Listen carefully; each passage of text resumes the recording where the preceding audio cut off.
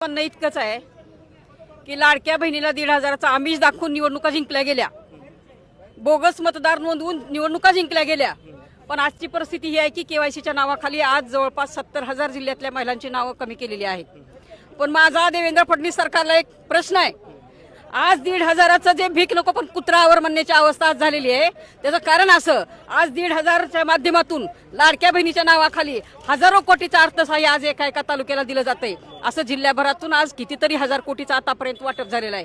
माझं म्हणणं इतकंच आहे की ह्या हजारो कोटीच्या माध्यमातून जर मोठे उद्योगधंदे ह्या जिल्ह्याच्या तालुक्याच्या ठिकाणी MIDCच्या माध्यमातून जर उभा केले गेले असते तर आमच्या घरातला भाऊ बेकार आहे, आमचा छोटा दीर बेकार आहे, आमचा छोटा मुलगा मोठा मुलगा बेकार आहे. आज ही 1,500ची खिरापत वाटण्यापेक्षा आमच्या ह्या पोरांच्या हाताला काम दिलं असतं आणि ह्या पैशाच्या माध्यमातून जर उद्योगधंदे उभा केले असते तर त्यांना कुठे रोजगार मिळाला असता.